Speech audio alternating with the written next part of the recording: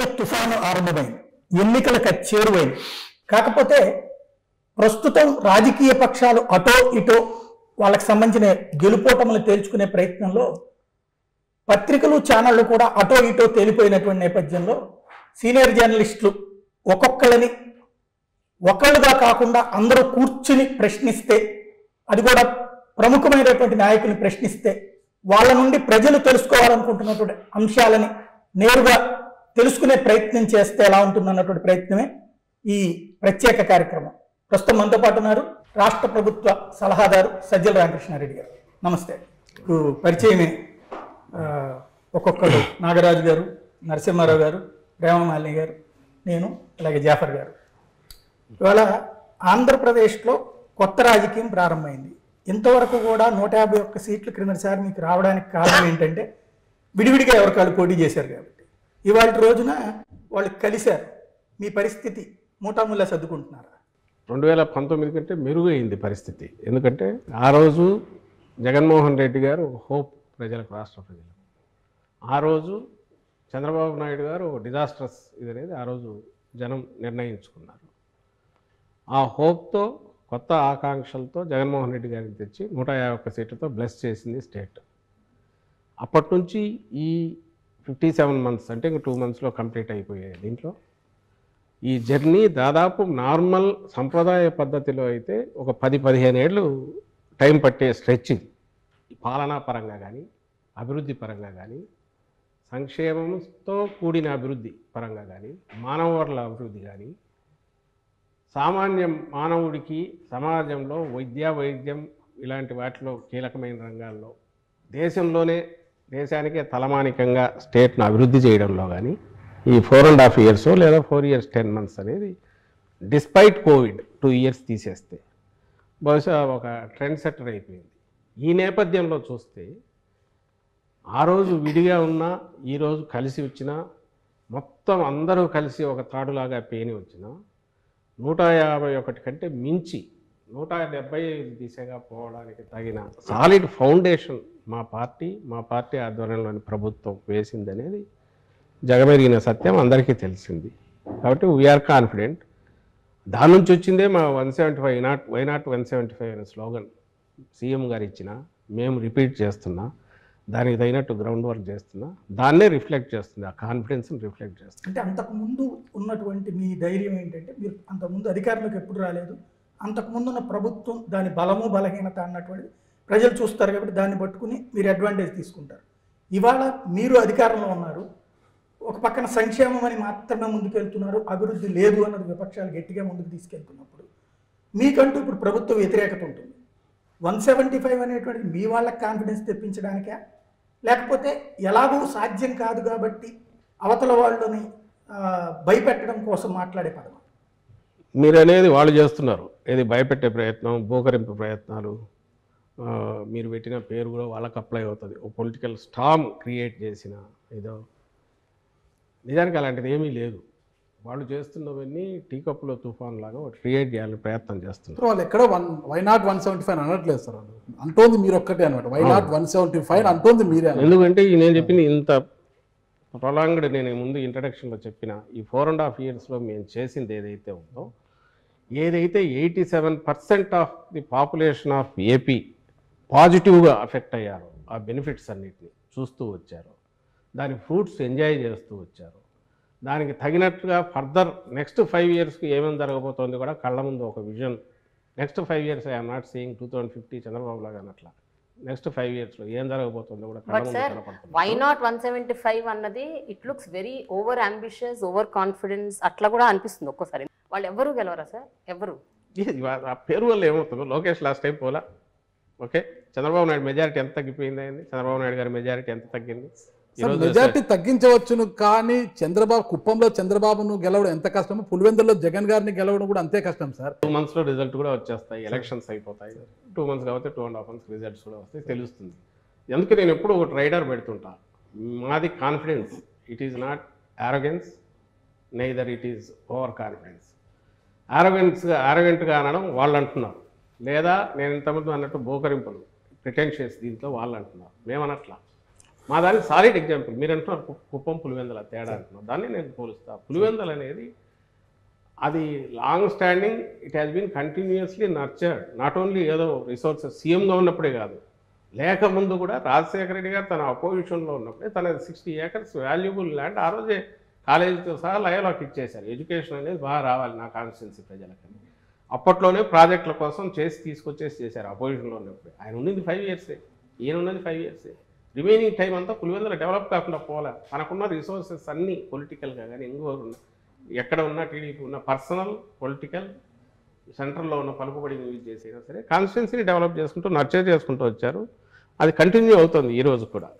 కుప్పం మేము వచ్చి చేస్తున్నాము. పులివెందులకు నీళ్ళు ఇచ్చింది నేనే అనేది చంద్రబాబు నాయుడు గారు చెప్తున్నారు. సరే ఇప్పుడు మేము నీళ్ళు ఇస్తున్నాం మీరు చెప్తున్నారు అభివృద్ధి అనేది. ఆఖరికి గండికోట నింపింది ఎవరు? R&R ప్యాకేజ్ పూర్తి 1000 కోట్లు 1200 కోట్లు ఎవరు పే చేశారు? పే చేసి 17 TMCలు ఫస్ట్ టైం నింపింది ఎవరు? ఆఖరికి ఎంత పెడుతున్నాము, రిజల్ట్ ఎవరు ఇచ్చామనేది అవన్నీ గ్రౌండ్ వర్క్ అంతా రాజశేఖర రెడ్డి గారు చేశారు. ఈయన చిన్న చిన్నవి పై మెరుగుతుంది, కొన్ని స్టార్ట్ చేసిండొచ్చు. అక్కడ ఆఖరికి వచ్చేసరికి మొన్న ఫైనల్గా ఎక్కువ పెట్టాల్సి వచ్చింది, జగన్మోహన్ రెడ్డి గారు పెట్టారు. ఈరోజు రిజర్వాయర్లు ఫుల్ నిండినాయంటే అటువైపు రాయలసీమలో ఎక్కడైనా సరే.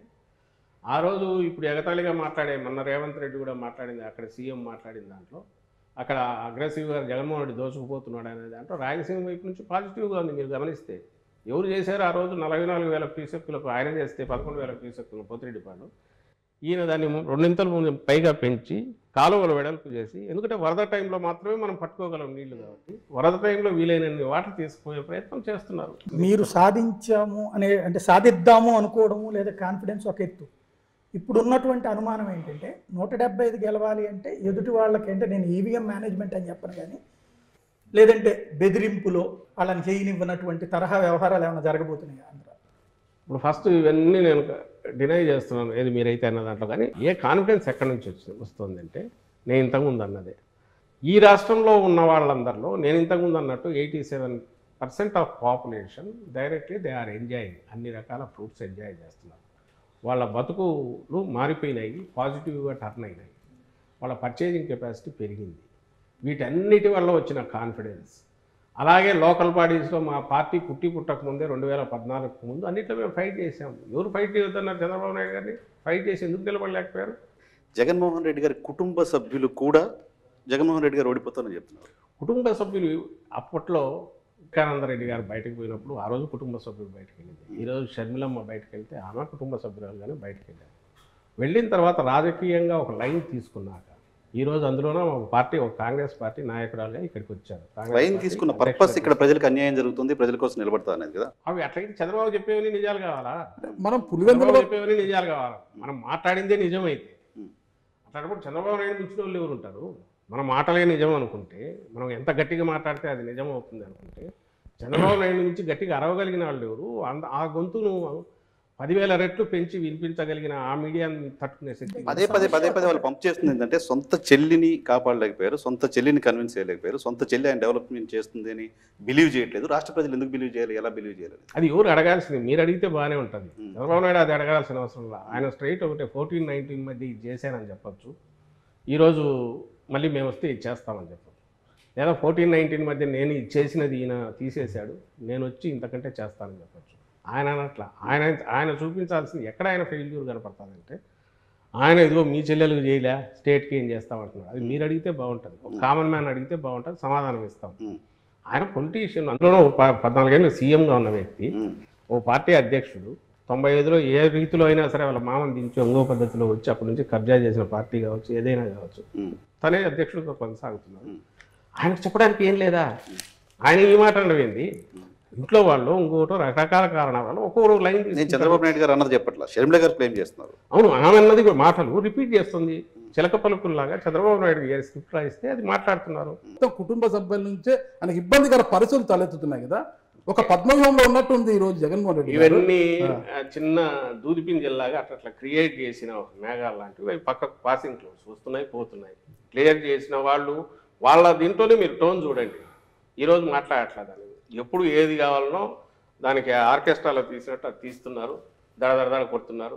మేము చేసింది చెప్పుకునే పరిస్థితి లేకుండా డిఫెన్స్లో రిప్లై ఇచ్చే పరిస్థితి క్రియేట్ చేయాలని వాళ్ళు చేస్తున్న దాంట్లో మీరు కూడా అవే తీసుకొచ్చేసి మమ్మల్ని అంటే అడుగుతున్నారు. ఇక్కడ సార్ ఒకటి సార్ సాయి గారు సార్ ఇది కాస్త ఓపెన్ గా మాట్లాడుకున్నాం సార్. ఇది రా అన్ఫిల్టర్డ్ దీని పేరు నేను క్లోజ్ గా సమాధానం ఇస్తున్నాను.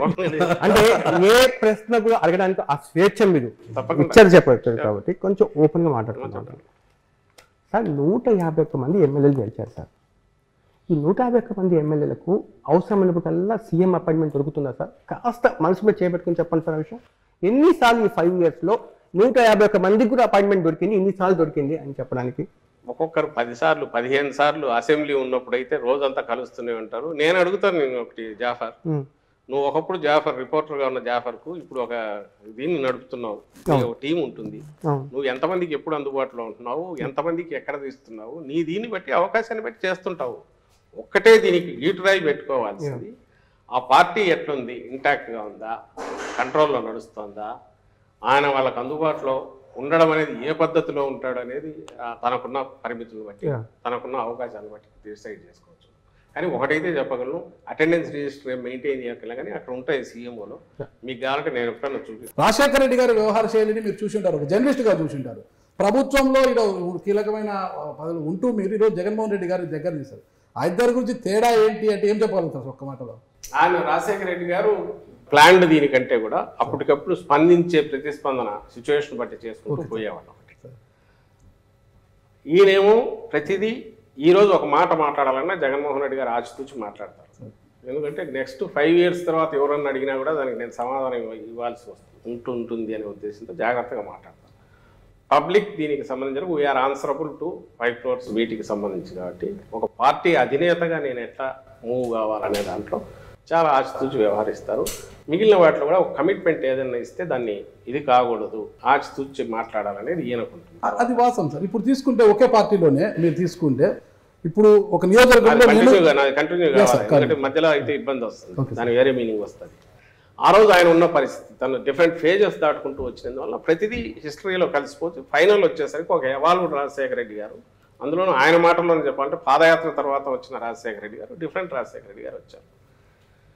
ఈ బాధ్యత మొత్తం తండ్రి హఠాత్తుగా చనిపోవడంతో జగన్మోహన్ రెడ్డి గారి మీద సడన్గా పడింది. ఈయన తన తండ్రి డిఫరెంట్ ఫేజెస్ చూశారు. చూసిన తర్వాత ఒక మాటను మళ్ళీ వెనక్కి తీసుకోవడానికి ఎట్లా అవుతుంది, ఒక మాట కమిట్ అయ్యాక వచ్చే తర్వాత వచ్చే ఇబ్బందులు ఇవన్నీ చూశారు. కాబట్టి ప్రతి స్టెప్ దగ్గర ఆ రోజు పార్టీ పెట్టిన రోజు నుంచి ఈ రోజు వరకు కూడా అతి తక్కువ మాత్రమే ఆయన ఎక్స్ప్లెనేషన్ ఇవ్వాల్సిన పరిస్థితులు వచ్చింటాయి, మీకు తెలుస్తుంది. ఇవన్నీ ఈ తక్కువ టైంలో సాధించడానికి కారణం ఈయనకున్న పట్టుదల లేక ఏకాగ్రత కారణం కావచ్చు. దాంతో వచ్చే షూడ్నెస్ ఒకటి ఈయనకుంది. అది ఓ లీడర్ కావాల్సింది. ఈరోజు పార్టీని బతికిస్తుంది, స్టేట్ కూడా హోప్ అయింది దాని నుంచి. 2019 నుంచి ఇప్పుడు పరిస్థితి మెరుగుపడ్డాలని మీరు చెప్పారు సార్. సో మీరు కాన్ఫిడెంట్ గా ఉందో కాదు సార్, ఇక్కడ క్యాడర్ కూడా చాలా కాన్ఫిడెంట్ గా ఉంటుంది. ఇప్పుడు దాకా మీ కోటరీలో ఉన్న వేమిరెడ్డి గారు చాలా క్లోజ్ కోటరీకి ఉన్నారు కదా సార్, ఎందుకు వెళ్ళిపోయారు సార్? మానుకుంటా బాగుంటా ఎందుకు సంతృప్తిలో పడ్డారు? కృష్ణదేవరాయలు ఎందుకు జంప్ అయిపోయారు సార్? ఇక్కడ పాత పార్టీకి సీటు ఉందో లేదో చెప్పకముందు అతను విచారణ ఎత్తేసాడు. ఇవన్నీ కాన్ఫిడెన్స్ లేక దగ్గర బాలశౌరి గారు కూడా దూరం అయిపోయారు. బాలశౌరి అంటే క్లోజ్ కోటరీలో ఉన్నవాడు జగన్మోహన్ రెడ్డికి ఆత్మ నేనే అంటే బయటకు చెప్పుకున్నాడు బాలశౌరి. ఎమ్మెల్యేలు వెళ్ళడం పర్లేదు సార్, ఎంపీ అనే ఒక వ్యక్తి సిట్టింగ్ ఎంపీలు వెళ్ళిపోతే అది మొత్తం ఆ కాన్స్టిట్యూన్సీలో ఉన్న 10-12 మిగతా అసెంబ్లీ నియోజకవర్గాల మీద కూడా ఇంపాక్ట్ చూపించే ప్రమాదం ఉంది.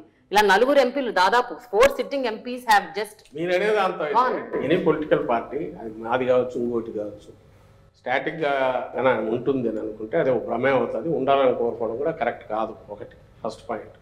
బట్ ఇది పెద్ద జోల్ట్ కాదా సార్? ఏం కాదు, వాళ్ళకు జోల్ట్ అవుతుంది. ఎవరైతే దీన్ని ఇదయ్యారో జోల్ట్ వాళ్ళకు జోల్ట్ అవుతుంది. పార్టీ అనేది స్థిరంగా ఉంది. పార్టీ ఈ ఓటు ఈరోజు ఉండే ఇప్పుడున్న పరిస్థితిలో ఈ పార్టీకి చూసేది ప్రతి ఒక్కరు జగన్మోహన్ రెడ్డి గారిని చూస్తున్నారు, ఆయన విధానాలు చూస్తున్నారు. వైఎస్ఆర్సీపీ అంటే నన్నదర్ దాన్ జగన్మోహన్ రెడ్డి గారు చూస్తున్నారు. ఆయన సెలెక్ట్ చేసి ఆయన ఎంపిక చేసే ప్రక్రియలో పూర్తి డెమోక్రటిక్గా అక్కడ ఏరియా అవసరాలను పొలిటికల్ వీటిని దృష్టిలో పెట్టుకొని చేస్తున్న క్యాండిడేట్స్ ఉన్నారో వాళ్ళు గెలుస్తారు. ఎవరైతే ఈ జర్నీలో కొత్తగా వచ్చేవాళ్ళు కావచ్చు, ఉన్న వాళ్ళను ఎవరైనా మేము మార్చాల్సినప్పుడు వాళ్ళు హర్ట్ అయ్యి కొంత డెసిషన్స్ తీసుకోవచ్చు. అల్టిమేట్గా ఈ రెండు any political party cannot be A static one. ఉంటే అది స్టాగ్నేట్ అయిపోతుంది. వచ్చేవాళ్ళు వాళ్ళు స్వచ్ఛందంగా వచ్చేవాళ్ళు వాళ్ళు వస్తుంటారు, హర్ట్ అయిన వాళ్ళు ఇంకో ప్రయత్నం చేస్తుంటారు, ఇంకొక లేదా అట్లాగే ఉండి లీడర్ మీద హోప్తో ఉండేవాళ్ళు ఉంటారు. అల్టిమేట్ డిసైడ్ చేయాల్సింది, డెసిషన్ తీసుకునేది, దాని ఫేట్ డిసైడ్ చేసేది కింద పబ్లిక్ ఎవరైతే ఉన్నారో వాళ్ళు మాకు పాజిటివ్గా డిసైడ్ చేస్తున్నారు కాబట్టి మేము ఈ స్థితిలో ఉన్నాము. అలాంటి పరిస్థితి లేదు కాబట్టి ఓ మూక మందలాగా వచ్చి జనసేన వాళ్ళు అట్లా పక్కకి వెళ్ళిపోవడమో, లేదా ఓ సత్రంలో 2 రోజులు ఉండిపోయినట్టు, షెల్టర్ కోసం ఉండిపోయినట్టు టీడీపీ వాళ్ళు బీజేపీలో ఉండి రేపు మళ్ళీ ఇక్కడికి రావచ్చు, అవి జరుగుతున్నాయి. అలాగే ఇప్పుడు వాళ్ళు టికెట్లు చేస్తున్నప్పుడు అక్కడ కూడా ఇలాంటి జరిగే అవకాశం ఉంటుంది. ఆల్రెడీ మా డోర్ నాక్ చేస్తున్నారు, ఫోన్లు వస్తున్నాయి, మేము వస్తామని. వాళ్ళని అందరినీ ఎక్కడ అకామిడేట్ చేయలేము కాబట్టి మేము కూడా పెద్దంత రిలక్టెంట్గా ఉన్నాం. వీఆర్ మా కాన్ఫిడెన్స్ వచ్చేది వీటన్నిటి నుంచి.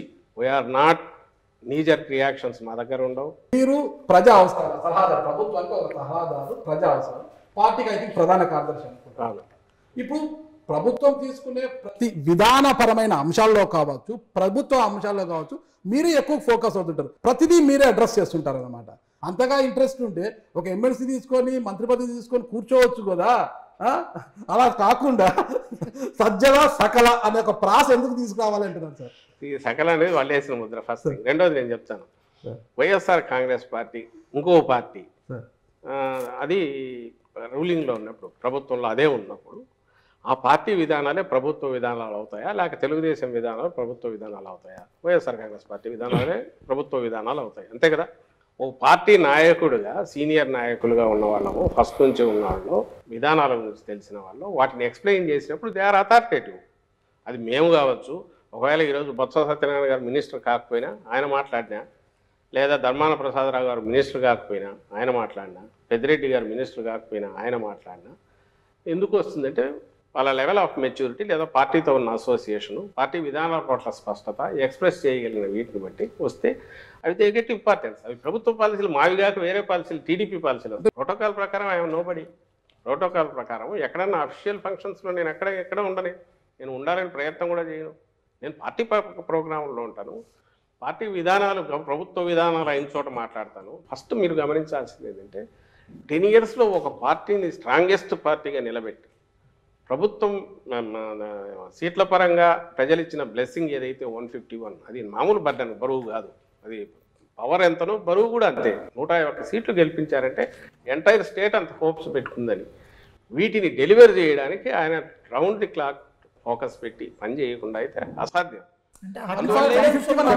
నేను ఇంతకుముందు అన్న స్కీములు కానీ, లేదా ఈ 4 ఏళ్లలో 2 ఏళ్ళు కోవిడ్ తీసేస్తే మిగిలిన తక్కువ టైంలో ఇంత ఫినామినల్ రిఫార్మ్స్ కానీ, చేంజెస్ కానీ, సిస్టమ్స్లో చేంజెస్ కానీ, కొత్త సిస్టమ్స్ ఇంట్రడక్షన్ కానీ చేయగలగడం అనేది, మీరు దాంతో పోల్చినప్పుడు దానికి ఆయన సఫర్ అవుతున్నది, ఎంత టైం లూజ్ అవుతున్నాడు. మామూలు దీంట్లో పార్టీని ఒక పక్క నడుపుకుంటూ ఇది ఎట్లా చేయగలుగుతున్నా ఆలోచిస్తే అసలు ఇంత ఎట్లా చేసాడని మీకు ఆశ్రమిస్తే ఇది అసలు ఇష్యూ అనిపించదు. సార్ ఒక జర్నలిస్ట్ గా ఒక్క విషయంలో ఐ అడ్మిట్ సార్, అంటే I have seen what is happening in Andhra Pradesh, especially ఎడ్యుకేషన్లో, గవర్నమెంట్ స్కూల్స్లో జరుగుతున్న ఒక మార్పు, రిఫర్మేషన్, ట్రాన్స్ఫర్మేషన్.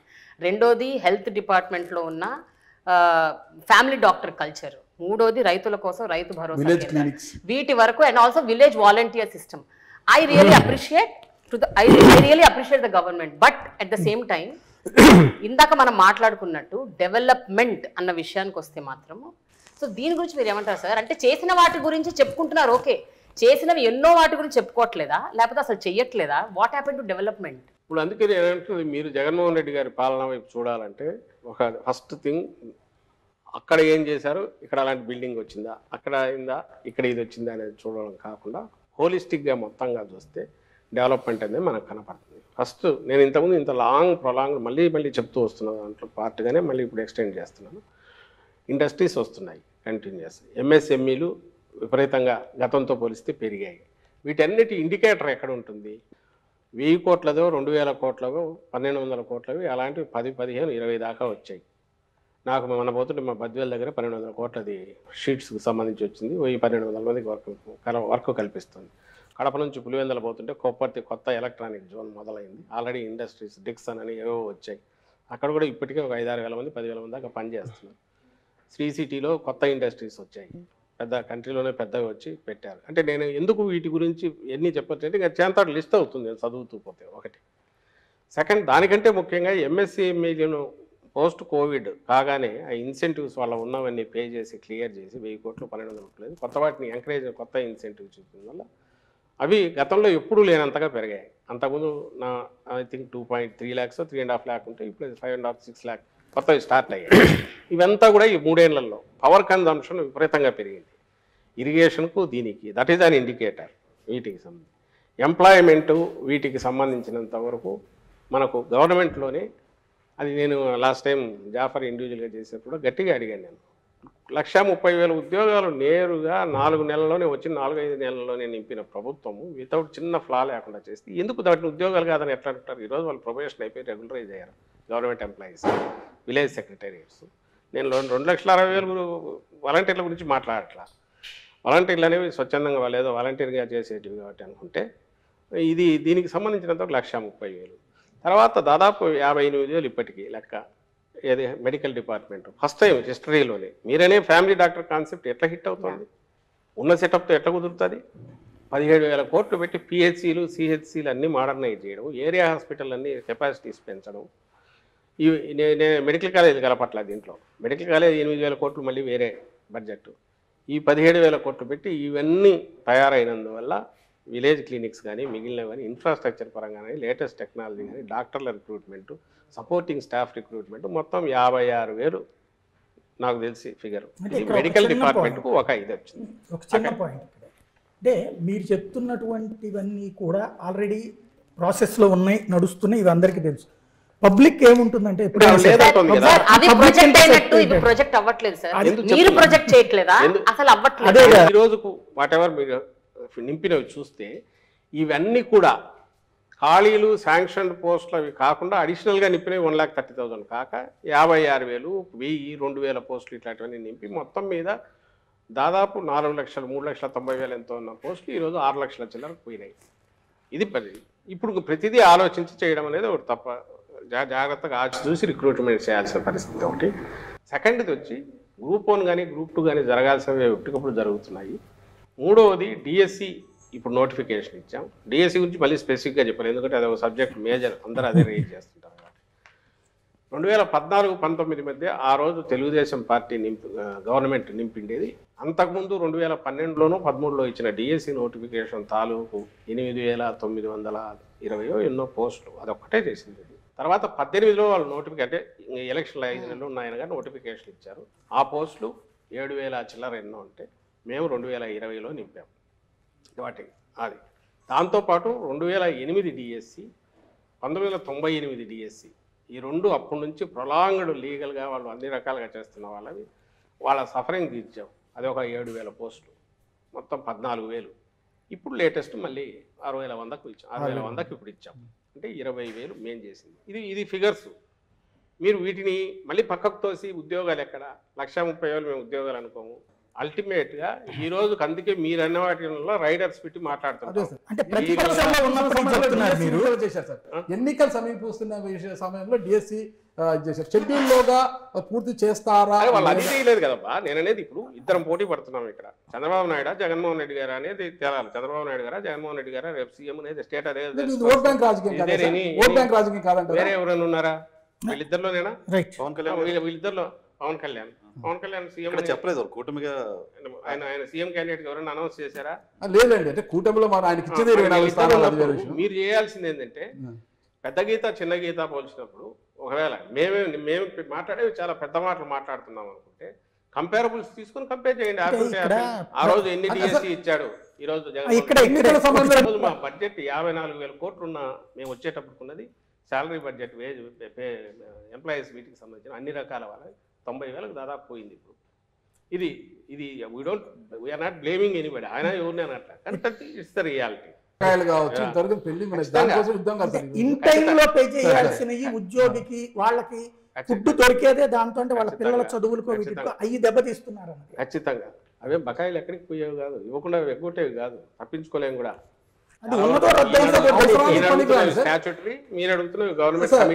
అవసరానికి పనికిరాలి కదా సార్. ప్రతి ఒక్క ఉద్యోగికి జనవరిలో జూలైలో ఒక డిఏ ఇస్తారు. ఫైనాన్షియల్ గా ఉన్న పరిస్థితి కోవిడ్ వల్ల వచ్చిన దీనివల్ల మధ్యలో 2 years ఎప్పుడైతే లూజ్ అయ్యామో దీనివల్ల చాలా వరకు తలకిందులైనాయి. డిస్పైట్ ఆల్ దట్ చాలా జాగ్రత్తగా చేసుకుంటూ వచ్చినందువల్ల నేను ఇంతకుముందు మాట్లాడినవన్నీ చేయగలుగుతున్నాము. వీళ్ళకి ఒకటి తీర్చుకుంటూ వస్తున్నాం. ఇప్పుడు డిఏ బకాయిలు ఉన్నాయి, పిఆర్సీ బకాయిలు ఉన్నాయి సార్. ఇప్పుడు డిఏ బకాయిలు కావచ్చు, పిఆర్సీ బకాయిలు కావచ్చు, ఆ ఉద్యోగ ప్రావిడెంట్ ఫండ్ లో జమ చంద్రబాబు దగ్గర అప్పుడు ఎన్ని బకాయిలు ఉన్నాయి? ఆ రోజు ఏమి కోవిడ్ లేదు సార్. చంద్రబాబు నాయుడు మీరు పోల్చేద్దండి. లెగసీ తీసుకొని వస్తున్నప్పుడు సార్ నీవు నేర్పిన విద్య నీరు ద్రాక్ష అనేది ఇక్కడ వర్తించారు సార్ మనకు. 94,000 కోట్లు ఉన్న డెట్ ఆయన 2,60,000 కోట్లు చేశాడు. ఏమో ఎందుకు తెచ్చి మా మీద పడేసి పెండింగ్ ఆల్మోస్ట్ 60,000-70,000 కోట్లు పెండింగ్ బిల్లులు ఆయన మీద నమ్మకం లేదనే కదా సార్ ప్రజలు మీకు పట్టం కొట్టి 150 స్థానాలు మీకు ఇచ్చారు. రూపాయి నా చేతిలో ఉన్న రూపాయే కదా, అసలు రూపాయి ఈ 100 రూపాయలు సార్. నా చేతికి వస్తే సార్, సార్, ఈరోజు జనరల్ ఆ రూపాయిని ఎట్లా పెడుతున్నాము, పిల్ఫరేజ్ లేకుండా రూపాయిని మొత్తంగా కరెక్ట్గా స్పెండ్ చేయాల్సిన చోట చేస్తున్నామా లేదా, జాగ్రత్తగా చేస్తున్నామా లేదా. ఒక ఫ్యామిలీ హెడ్ ఎట్లయితే బడ్జెట్ను జాగ్రత్తగా ప్లాన్ చేసుకొని చేస్తాడు, స్టేట్ బడ్జెట్ జగన్మోహన్ రెడ్డి గారు అంత ప్లాన్డ్గా సార్ నీట్గా చేస్తున్నారు కాబట్టి ఎవరు భయాందోళన చెందట్లే. టీడీపీ వాళ్ళకి తీసుకొచ్చి నీ నోట్లో పెట్టుకుని నన్ను అడుగుతున్నట్టున్నావు. సార్ ఎవరు they are happy, they have ఉన్న వాళ్ళకి రావాల్సిన వాటి గురించి అడుగుతున్నారు. మొన్న కూడా కూర్చున్నాము, చెప్పింది అర్థం చేసుకుంటున్నారు. కొత్త ఉద్యోగాలకు సంబంధించి వీటికి సంబంధించి కూడా వాళ్ళు వచ్చి అడిగినప్పుడు చెప్తున్నాం, మీ సమస్యలు చూడండి, కొత్త ఉద్యోగాల గురించి మేము చూస్తున్నామన్నా వాటి గురించి కూడా ఎక్స్ప్లెయిన్ చేస్తున్నాం. ప్రాబ్లం ఎక్కడొస్తుంది అంటే మీరు అవునన్నా కాదన్నా అపోజిషన్ ఏది చెప్తున్నారో అదే అడుగుతున్నారు. నేను ఇంతకుముందు అన్న మెడికల్ స్ట్రక్చర్ 17,000 కోట్లు స్కూళ్ళది నేను చెప్పలే, అది 16,000 కోట్లు ఎంతో దాని మీద పెట్టి స్కూల్స్ అన్ని రీవ్యాంప్ చేసి అందులో ఇదేం మేము ప్రామిస్ చేసింది కాదు. సారు ఆయన సీఎం గారు ఆ రోజు మా గౌరవ ముఖ్యమంత్రి గారు ప్రతిపక్ష నాయకుడు గాను వైఎస్ఆర్సీపీ అధ్యక్షుడు గాను మేనిఫెస్టో రిలీజ్ చేసినప్పుడు చెప్తే అమ్మఒడి మాత్రమే అది ఇచ్చి మేము కామ్గా ఉంటే ఇవన్నీ ఏం వచ్చేవి కాదు. డిస్పైట్ కోవిడ్ ఈ 17,000 కోట్లు ఒకటి చాలు మొత్తం తీర్చేయడానికి, అన్నీ తీర్చేసి హ్యాపీగా ఉంచవచ్చు. మా ప్రియారిటీస్లో జగన్మోహన్ రెడ్డి గారి ప్రియారిటీస్ వచ్చిన అవకాశం 5 ఏళ్ళు ఇచ్చిన అవకాశంలో మ్యాక్సిమం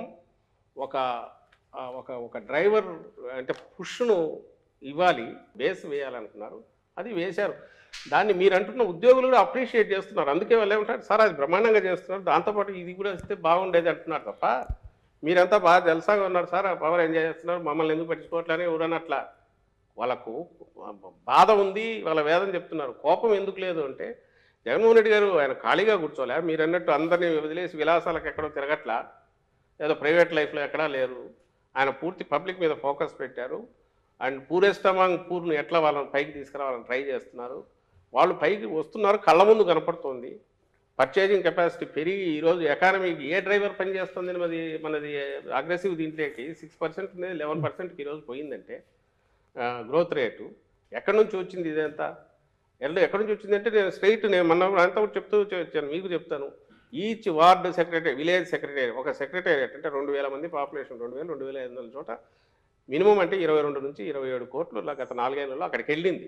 ఏదో రకరకాల డీబీటీ కావచ్చు, లేదా అక్కడ వర్క్స్ జరిగిండొచ్చు. అంటే అంత లిమిటెడ్ దాంట్లో 30 కోట్లు అక్కడికి వెళ్ళే, ఆ 30 కోట్లు మళ్ళీ అక్కడే జనరేట్ అయ్యి ఖర్చు పెడుతుంటే దాంట్లోనే ఎకానమీ గ్రోత్ కూడా స్కోప్ ఇచ్చింది.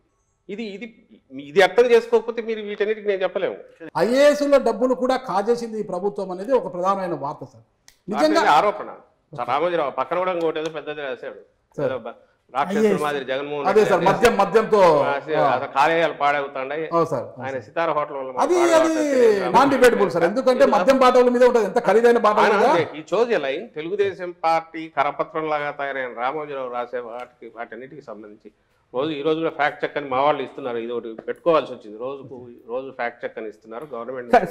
ఇక్కడ ప్రశ్నలు సార్ మీరు చాలా గొప్పగా పాలిస్తున్నాము గవర్నమెంట్ అంటున్నారు, కానీ ఎలా కమ్యూనికేట్ అయింది నాకు తెలియదు. ఎందుకంటే వెరీ ఫ్యూ మెంబర్స్ మాట్లాడుతున్నారు sir on behalf of government. మీరు మాట్లాడుతున్న 5గురు కూడా వాళ్ళు పొలిటికల్ గా ఒక విమర్శకు ఇంకో ఆరోపణకు ప్రత్యారోపణలా మాట్లాడుతున్నారు. కానీ ఇంత గొప్పగా మనం స్ట్రగుల్ పెడుతున్నాము, స్ట్రగుల్ చేస్తున్నాము, ఇంత గొప్పగా పాలిస్తున్నాము అన్న సంగతి, ఆ స్ట్రగుల్ అనేది ఇంకా జనాలు తెలియలేదు సార్. ఇది ఫస్ట్ టైం చాలా మంచి అప్రిషియేట్ చేయాల్సింది ఏంటంటే ఇలా ఓపెన్ గా ఏమైనా అడగొచ్చు అని చెప్పి ఈ ప్రయత్నం ఒక 1 year బ్యాక్ వచ్చి ఉంటే ఇంకా బాగుంటుంది యాక్చువల్గా. ఎందుకంటే ప్రభుత్వం ఇంత స్ట్రగుల్ పడుతుంది. ఇందాక మీరు ఒక మాట అన్నారు సార్, ఏంటంటే మనకు ఉండే లిమిటెడ్ సోర్స్లో దానికి నీడీ పీపుల్స్కి మనం ఖర్చు పెట్టుకుంటూ పోతున్నాం మనం అంతా, ఇంకా మిగతా చోట సెకండ్ ఫేజ్లో వాళ్ళు ఖర్చు పెడతాం అని చెప్పారు. సార్ గొప్ప మాట యాక్చువల్గా. కానీ అది మీరు చెప్పకపోవడం వల్ల ఇప్పటి వరకు ఏమనుకుందంటే ఇది కేవలము బటన్ నొక్కడానికి పరిమితం చేస్తాం, వచ్చిన బడ్జెట్ అంతా ఇది సర్ప్లస్ బడ్జెట్ ఉంది ఇక్కడ అని కూడా ఒక రకంగా అంటుంది. ప్లీజ్ ఇది చాలా ఇంపార్టెంట్ ప్రశ్న. ఇది ఫస్ట్ వచ్చి మిగిలిన నాయకుల గురించి కూడా వాళ్ళు ఎందుకు ఇది చెప్పలేదన్నారు, అది తప్పు. ఎందుకు చేయట్లేదు నేను ఇంతకుముందు అన్న ఆన్సర్ అది బ్రీఫ్గా చెప్తాను. చంద్రబాబు నాయుడు గారు ఆయన స్ట్రాటజిక్ కానీ మేము చేస్తున్న డెవలప్మెంట్ మీద మేము చెప్పాలనుకున్న విషయాలు చెప్పకుండా ఒక డస్ట్ దుమ్మెత్తిపోసి వాటికి మేము ఆన్సర్ ఇచ్చుకోవాల్సిన పరిస్థితి క్రియేట్ చేస్తున్నారు. మీ క్వశ్చన్లో కూడా ఆ క్వశ్చన్లే ఆయన రైజ్ చేసే ఆరోపణలే ఎక్కువ వస్తుంటాయి. ఎందుకు వస్తాయంటే వాళ్ళ శక్తి ఆ మీడియా పుష్ కానివ్వండి, వాళ్ళు ప్రచారం చేయగలిగిన లక్షణం వాళ్ళకు ఉన్నది. ఇటువైపు ఏం లేదు కదా ప్రొజెక్షన్ మనం ఆల్రెడీ ఇప్పుడు ఎడ్యుకేషన్ లో ఏం జరిగింది, హెల్త్ లో ఏం జరిగింది అది కూడా మేము అడిగాం కదా sir. Projection what is projected? ఇంట్లో బలవంతంగా మధ్యలో ఎక్కడో నేను చెప్పాల్సి వస్తుంది, ఇంత టైం ఇచ్చారు కాబట్టి. ఇదే 5 minutes లో అయితే ఏం కుదరదు, దానికే సరిపోతుంది, నేను చెప్పడానికే సరిపోతుంది. సో అదొక కారణం. సెకండ్ వచ్చి పోలవరం. పోలవరం ఎప్పటికప్పుడు చెప్తున్నారు, మినిస్టర్ గారు చెప్తున్నారు, అంతకుముందు అనిల్ ఉన్నప్పుడు, ఇప్పుడు రాంబాబు ఉన్నప్పుడు ఎక్స్ప్లెయిన్ చేస్తున్నారు, అఫిషియల్స్ చెప్తున్నారు. కానీ మీకు తెలుసు చంద్రబాబు నాయుడు గారు 14లో వస్తే దాదాపు 17 వరకు ఆ ప్యాకేజీ కింద పోలవరం మీరు చేసుకోవచ్చు అన్నంత వరకు ఆయన దాన్ని మొట్ల ఒకటి. అప్పటి వరకు జరుగుతున్న వాటన్నిటిలోనూ అంతకుముందు కానీ ట్రాన్స్ఫర్ అయిన కంపెనీ ఈ మధ్య వాళ్లే చెప్పారు ఎట్లా అడ్డంగా దాన్ని అడ్డం పెట్టుకుని మింగేశాడు ఆయన అనేది. వీటన్నిటిలో ఫండ్స్ అన్ని డైవర్ట్ చేసుకుని ఎట్లా తీసుకుపోయాడు అనేది వాళ్ళే చెప్పారు, మేము ముందు నుంచి చెప్తున్నాం, అది పక్కకు వెళ్దాం. ఆయన చేసిన అమిత్ షా అన్నారు ఏటీఎం లాగా వాడుకున్నారు పోలవరాన్ని కూడా అని చెప్పి బీజేపీ వాళ్ళు అన్నారు అన్నమాట. టీడీపీ మీద 151 స్థానాలు ఇచ్చారు, చాలా బాధ్యత పెరిగింది మాకు అనేసి ఇప్పటివరకు అంటున్నారు సార్. అంటే అప్పుడు 150 స్థానాలు ఇవ్వడానికి కారణము చంద్రబాబు నాయుడు గారిని 5 ఏళ్ళు చూశారు కాబట్టి ఆయన మీద ఒక అసంపూర్తి కావచ్చు, వ్యతిరేకత కావచ్చు పూర్తి స్థాయిలో వచ్చింది. అప్పటి వరకు జగన్మోహన్ రెడ్డి గారు ప్రజల మధ్యలో ఉన్నారు. అంతకుముందు ఓదార్పు కావచ్చు, తర్వాత పాదయాత్రతో ప్రజల మనసులు దోచుకొని ప్రజల మధ్యలోనే ఉన్నారు కాబట్టి ఆ ప్రేమతో 151 స్థానాలు ఇచ్చారు ప్రజలు మీకు.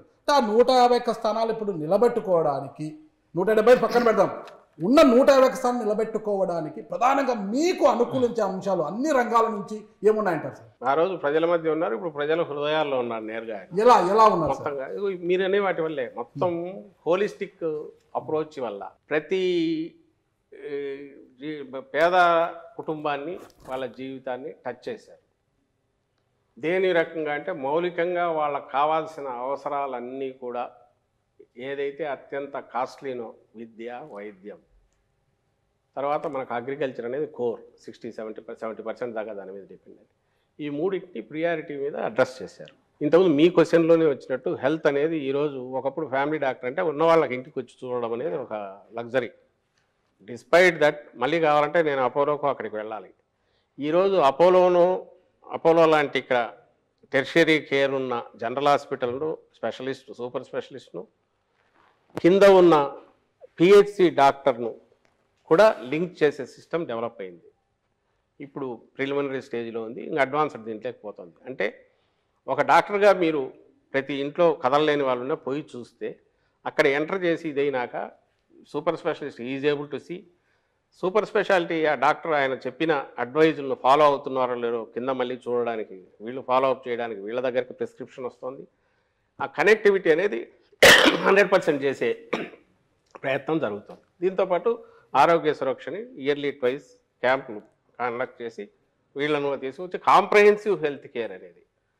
దాంతోపాటు ఆరోగ్యశ్రీ దాదాపు 2400, 2500, 3000 వరకు ప్రొసీజర్స్, డిఫరెంట్ ప్రొసీజర్స్, వాటిని అంతకుముందు 1000 ఉండేటి వాటిని పెంచడం ద్వారా, అలాగే అమౌంట్ దానికి సంబంధించినంత వరకు విపరీతంగా పెరిగింది. ఇప్పుడు కాస్ట్ కూడా పెరిగిపోయింది. స్పెషలిస్ట్ల వీళ్ళకు పే చేసే అవి పెరిగాయి.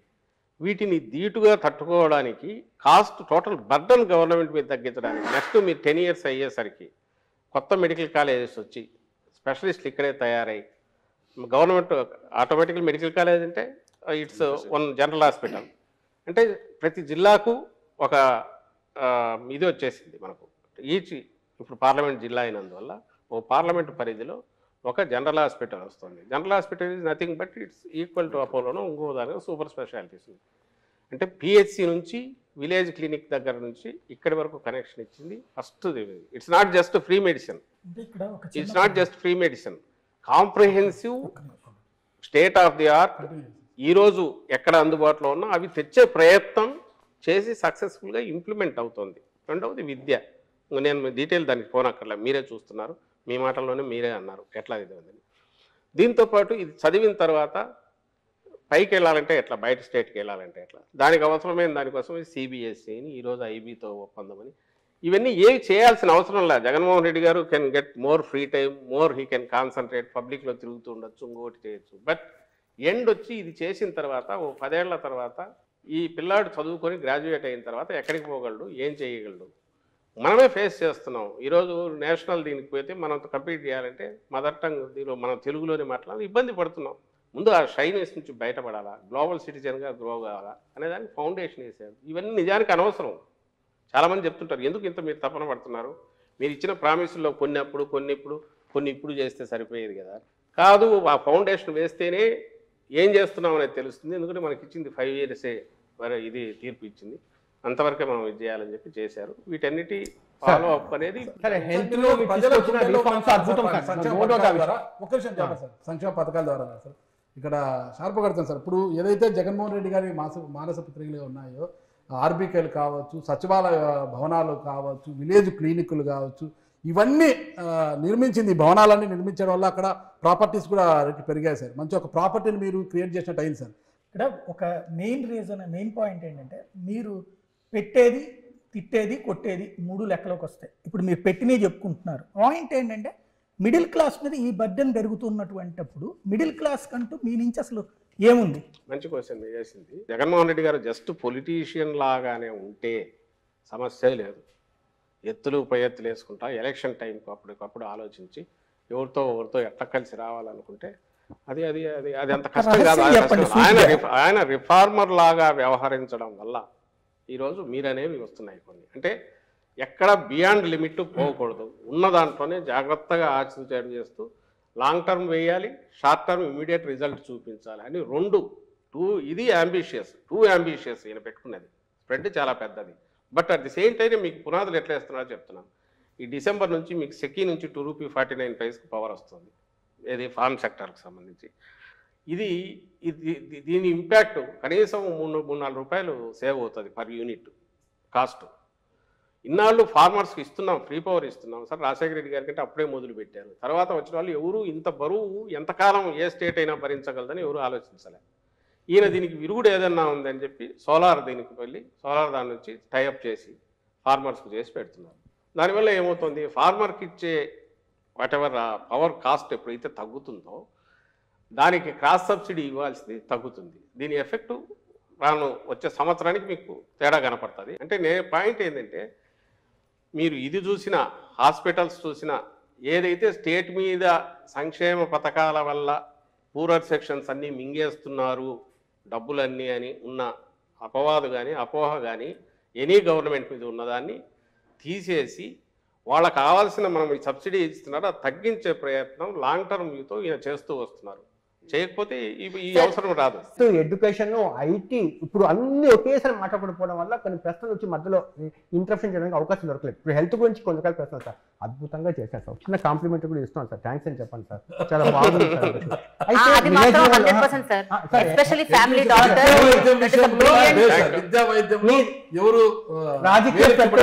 మీ రాజకీయ ప్రత్యర్థి ఏముంటుంది సొసైటీకి సార్. ఇంకా సార్ నా ప్రశ్న పూర్తి కదా సార్. మీ రాజకీయ ప్రత్యర్థి చంద్రబాబు నాయుడు పక్కన కూర్చోబెట్టినా కూడా హెల్త్ విషయంలో ఏం చేయలేదు అంటే వాళ్ళకి ఖచ్చితంగా ఒప్పుకొని తీరాల్సిందే, పేదవాళ్ళకి ఏం చేయలేదంటే ఖచ్చితంగా ఒప్పుకొని తీరాల్సిందే. అదేవిధంగా వెల్ఫేర్ స్కీమ్స్ లో ఏం చేశారు జగన్మోహన్ రెడ్డి అని చెప్తే వాళ్ళు ఖచ్చితంగా ఒప్పుకొని తీరాల్సిందే. కానీ ఇక్కడ వచ్చి ప్రశ్న అంటే హెల్త్కి సంబంధించింది. ఇప్పుడు మీరు విలేజ్ లెవెల్ క్లినిక్స్ పెడుతున్నారు, చాలా బ్యూటిఫుల్. ఇప్పుడు అక్కడ ఆమ్ ఆద్మీ పార్టీ వచ్చి మొహల్లా క్లినిక్స్ పెట్టారు, భారతదేశానికి ఆదర్శంగా నిలిచింది అక్కడ ఢిల్లీలో.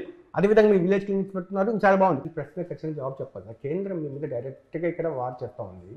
అంటే పీయూష్ గోయల్ లాంటి వాళ్ళు రైల్వే మినిస్టర్స్ కూడా చెప్తున్నారు మేము ఆంధ్రప్రదేశ్లో పెట్టుబడి పెట్టడానికి మేము ఆంధ్రప్రదేశ్లో ప్రాజెక్ట్స్ ఇవ్వడానికి మేము రెడీగా ఉన్నాము. కేవలం ల్యాండ్ అలాకేషన్స్ జరగకపోవడం వల్ల చాలా ప్రాజెక్ట్స్ టేక్ ఆఫ్ చేయకుండా ఆగిపోయిందని చెప్పి ఇన్ రైటింగ్ లెటర్ లో అదే ఉంది. నా ప్రశ్న ఏంటంటే సార్ విశాఖపట్నం రైల్వే జోన్ అనేది దీనివల్ల ఏమి ఒరుగుతుందో నాకు తెలియదు. కానీ ఆంధ్రప్రదేశ్లో 2014లో ఇదే సార్ సెంటిమెంట్ మారింది. ఒకటి రైల్వే జోన్, ఒకటి రెండోది స్పెషల్ స్టాటస్ ఒకటి. దానివల్ల ఏం జరుగుతుందో పక్కన పెట్టాం. కానీ జనాలకు ఉన్నట్టు రైల్వే జోన్ రాలేదు, స్పెషల్ స్టాటస్ రాలేదని చెప్పి ఆ రైల్వే జోన్ సంబంధించి ఇస్తానికి ముందుకు వచ్చినా కూడా 50 ఎకరాలు మాకు ల్యాండ్ ఇవ్వడానికి ఆంధ్రప్రదేశ్ వాళ్ళు చాలా మీనమేషాలు లెక్కేశారు అనేది తప్పు కదా. తప్పు అనేది మేము ఆ తర్వాత మీకు డినైల్ ఇచ్చాము, ల్యాండ్ అలొకేట్ చేసి చాలా రోజులైంది. వాళ్ళు ఇచ్చింది టీడీపీ గవర్నమెంట్లో ఇచ్చింది, లిటిగేషన్ ఏదంటే మార్చి వేరే ఇచ్చారు, జనవరిలోనే హ్యాండ్ ఓవర్ చేశారు, అదే అయిపోయింది. ఫస్ట్ దానికంటే అలోకేషన్ ఓన్లీ డాక్యుమెంట్ మీద ఉంది సార్. అవును, అలొకేషన్ చేసి వాళ్ళకి హ్యాండ్ ఓవర్ చేసింది పంపించనా నీకు? ఇప్పుడు వాళ్ళు ఈ లెటర్ ఎందుకు మరి అలాంటి ఆరోపణ ఎందుకు చేశారు? ఒకటి, అరే మీరు హ్యాండ్ ఓవర్ ఆయన చేసే చేసేదే మంత్రి ఫస్ట్ బండ వేస్తే అక్కడ ఎట్లా చేశారనే వాళ్ళు అక్కడ పైనుంచి అది వాళ్ళని అడగండి. మీరు బీజేపీ స్టేట్ లీడర్స్ ఉంటారు కదా, అడగండి. వాళ్ళు ఏజెంట్లు ఉన్నారు కదా, చంద్రబాబు ఏజెంట్లు, వాళ్ళు తయారు చేసి ఇచ్చేవాళ్ళు, వాళ్ళు చెప్తారు. Okay sir. Sir election related questions అడుగుతాను సార్. Election related questions. ఇప్పుడు ఎవరికి టికెట్లు ఇవ్వాలి, ఎవరిని ఇన్ఛార్జ్ చేయాలి, ఎవరిని ఎక్కడ పెట్టాలి, ఎవరిని ఎక్కడి నుంచి కదిలించాలి, ఎవరిని ట్రాన్స్ఫర్ చేయాలి, ఈ డెసిషన్స్ మీరున్నారా సార్? మీరు తీసుకుంటున్నారా? చాలా మంది ఉన్నారు. క్యాండిడేట్ల ఎన్నికలో వ్యక్తుల ప్రయోజనాలే ఎక్కువ ఉన్నాయి, పార్టీ ప్రయోజనాల కన్నా వ్యక్తుల ప్రయోజనాల కోసం ఎక్కువగా ఎంపికలు జరుగుతున్నాయి అంటున్నారు సార్. అది జగన్మోహన్ రెడ్డి గారు రీజనల్ పార్టీ హెడ్గా జగన్మోహన్ రెడ్డి గారు ఆయన ఫైనల్ డెసిషన్ తీసుకుంటారు. ఆయన విధానాలే పార్టీ విధానాలు అయితే దీంట్లో ఎవరు కన్ఫ్యూజన్ పెట్టుకోవాల్సిన అవసరం లేదు. ఇందులో ఎగ్జిక్యూషన్లో ఎక్కడైనా లోపాలుంటే మా పొరపాట్లు ఉంటాయి. First thing. సెకండ్ వచ్చి అట్లా అని ఆయన ఏది యూనిలేటరల్ డెసిషన్ తీసుకోవట్లేదు. అట్లా అందరితో డిస్కస్ చేస్తున్నారు. చేసే వాటిలో నేను ఉంటాను, మిగిలిన సీనియర్ నాయకులు ఉన్నారు, వాళ్ళు ఉంటారు, రీజనల్ కోఆర్డినేటర్లు వాళ్ళు ఉంటారు, వాళ్ళందరూ ఉంటారు. ఇక్కడ నేను అవైలబుల్ ఉంటాను కాబట్టి మాతో ఎక్కువ మాట్లాడతారు. టేకింగ్ లో అందరూ వస్తారు. వచ్చే స్టేబుల్ అయితే ఏది కాకుండా ఎట్లా జరుగుతుందమ్మా సామాజిక ట్రాన్స్ఫర్ చేయాలి అన్న ఐడియా ఎవరిది సార్? ట్రాన్స్ఫర్స్ చేయాలి అన్న ఐడియా ఎవరు? ఈరోజు గంటా శ్రీనివాసరావు ఆయన చీపురుపల్లి ఇవ్వమంటున్నాడు చంద్రబాబు నాయుడు. లాస్ట్ టైం అక్కడ నుంచి సార్ 1 or 2 ర్యాండమ్ ఉదయం సార్, మీరు మొత్తం చాలా మంది చేస్తున్నారు. ఇక్కడ అంతే, ఇక్కడ చెల్లని రూపాయలు అక్కడ చెల్లిస్తాము అని తీసుకున్న నిర్ణయం ఎవరు అంటారు సార్? కాదు, ఇప్పుడు ఇక్కడ చెల్లని అక్కడ చెల్లిస్తామని ఎట్లా చేశారని క్వశ్చన్ చేసింది ఎవరి దగ్గర నుంచి ఫస్ట్ వచ్చింది? మీరు ఎవరి దగ్గర నుంచి విని అడుగుతున్నారనేది మీకు తెలుసు, నాకు తెలుసు. ఇక్కడ పనికిరాని చెత్త అక్కడ ఎట్లా పనికి వస్తుంది అని చంద్రబాబు నాయుడు ఆయన కొడుకు ఇంకోరు అన్నప్పుడు వాళ్ళకు వేసిండాల్సింది క్వశ్చన్. లాస్ట్ టైం మీరు అక్కడ నుంచి ఆమెను పాయకరావుపేట నుంచి అక్కడికి తెచ్చినప్పుడు, లేక అక్కడ నుంచి జవహర్ అనే ఆయన ఇక్కడికి తెచ్చినప్పుడు, లేదా ఇప్పుడు మార్పులు జరిగినా ఇప్పుడు మన పార్టీ విధానాలే చూద్దాం. ఇక్కడ మాకు విధానం అల్టిమేట్లీ ఎలక్షన్స్ లో ఎలక్షన్ టీం ఎట్లుంది, ఫైనలీ ఎంటైర్ టీం పర్ఫెక్ట్ గా ఉందా లేదా అనేది లీడరు మిగిలిన లీడర్లతో చర్చించి పార్టీ తీసుకుంటుంది. అది ఆ పార్టీ ప్రెరాగేటివ్. ఒకటే జాబితాలో వాళ్ళు 99 సార్, 94 టీడీపీ జనసేన 5 సార్. అర్థం కావట్లేదు. మేము అనౌన్స్ చేసే టైం వాళ్ళు మొదలు పెట్టలా. ఏం పెద్ద మొత్తంలో మార్చి 15 మేము 2019 ఒకేసారి మొత్తం అనౌన్స్ చేసాము. ఎలక్షన్లు ఎప్పుడు 10 నెలలు కూడా లేవు. మరి ఆ రోజు ఎందుకు ఒకేసారి అనౌన్స్ చేశారంటే మా కాన్ఫిడెన్స్ తో మేము చేసాం. ఈ రోజు మేము చేసినప్పుడు వాళ్ళు చేయలేదు. సిద్ధంగా ఎవరు అంటే సీట్ లెక్క పెట్టుకుంటారా? మాది 175 మేము సిద్ధం. మేమైతే మార్చలేదో వాళ్ళు ఉన్నట్టు, ఎవరైతే మార్చట్లేదో వాళ్ళు ఉన్నట్టు, మార్చిన చోట మారుతుంటారు. నా క్వశ్చన్ అదే సార్, ఇప్పుడు ఇచ్చిన కొత్త ఇన్ఛార్జ్ అంతా క్యాండిడేట్సేనా? ఎవరు ఇప్పుడు మీరు ప్రకటించిన కొత్త ఇన్ఛార్జ్ అందరూ క్యాండిడేట్సే. కొత్త లిస్ట్ లేదు, మారిన వాళ్ళు క్యాండిడేట్స్. ఇప్పుడు మారిన వాళ్ళు ఎవరున్నారో వీళ్ళు క్యాండిడేట్స్ అవుతారు. సిట్టింగ్ సిట్టింగ్ ఎవరున్నారో వాళ్ళు ఉంటారు. వీళ్ళలో ఏమైనా చేంజెస్ ఉంటే మాకు మెల్లగా వస్తాయి. కానీ ఫైనల్ దీనికైతే ఓ లిస్ట్ అయితే ఫైనల్ గా అనౌన్స్ చేస్తాం. ఫైనల్ లిస్ట్ టోటల్ గా 175 అనౌన్స్ చేస్తాం. అన్ని చేంజెస్ ఉండవు కాబట్టి ఉండని కూడా అనౌన్స్ చేయాలి కాబట్టి ఫైనల్ గా ఓ లిస్ట్ అనౌన్స్ చేస్తాం. సజ్జల రామకృష్ణారెడ్డి గారు అంటే వైఎస్ఆర్ కాంగ్రెస్ పార్టీలో ట్రబుల్ షూటరా, ట్రబుల్ మేకరా? గవర్నమెంట్ లో అడ్వైజర్ అనేది నాకు సంబంధించిన కొంచెం ఫ్లెక్సిబిలిటీ కోసము విధానాల పరంగా ఎక్కడైనా చర్చలు జరిగినప్పుడు పార్టిసిపేట్ చేయడానికో గవర్నమెంట్ లెవెల్లో ఇది కావడానికి పనికొస్తుంది తప్ప దీనివల్ల కిరీటం ఏం కాదు. పార్టీ ప్రధాన కార్యదర్శి జగన్మోహన్ రెడ్డి గారికి ఉన్న పేరు ఏంటంటే ఇప్పటి వరకు ఆయన నమ్ముకున్న వాళ్ళని వదులుకోడు, అట్లా స్టిక్ ఆన్ చేసి పట్టుకొని ఉంటారు అని. కాపు రామచంద్రారెడ్డి గారు ఆయన పార్టీ పెట్టినప్పటి నుంచి ఉన్నారు. ఆళ్ళ రామకృష్ణారెడ్డి గారు, ఇంకా చాలా పేర్లు చెప్పగలరు. అటువంటి వాళ్ళు పార్టీని వదిలేసిపోతున్నారు అంటే ఎక్కడో కోఆర్డినేషన్, కమ్యూనికేషన్ మిస్ అవుతుంది ఆ పార్టీలో. అటువంటి వాళ్ళు కూడా పార్టీని వదిలేసిపోతున్నారు అంటే మీలాంటి వాళ్ళు పక్కన ఉన్న వాళ్ళు కమ్యూనికేట్ చేయడంలో, కోఆర్డినేట్ చేయడంలో ఫెయిల్ అవుతున్నారా? జగన్మోహన్ రెడ్డి గారు ఎవరిని వదులుకోవట్లా.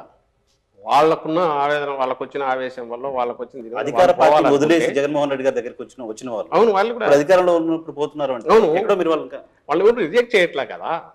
మీరు అడిగిన క్వశ్చన్లోనే ఏ బేసిస్ మీద మనం సెలెక్ట్ చేస్తున్నాం అన్నప్పుడు అవకాశాలు పార్టీ అల్టిమేట్ గెలవాలా, గెలిచి అధికారంలోకి మళ్ళీ రావాలా, కంఫర్టబుల్గా రావాలా, బ్రహ్మాండమైన మెజారిటీతో రావాలా. ఏ పార్టీ అయినా కోరుకుంటుంది. అధికారంలోకి రావాలని కోరుకోవడం తప్పు కాదు కదా.